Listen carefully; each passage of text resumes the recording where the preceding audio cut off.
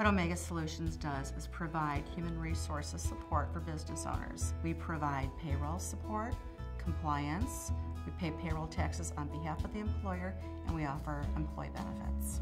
I think Omega Solutions is recognized as a company that supports its community.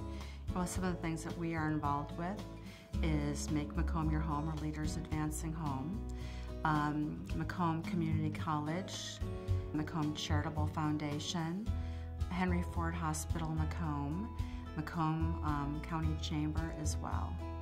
It's a community you live in. You want everyone to do as well as they possibly can. You want to help as many people as you can. I mean, what pride can a company derive from its revenues if all they're doing is basically taking it in and it's not sharing with the community?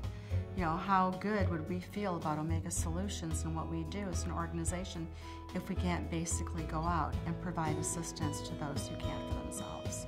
It just doesn't seem right.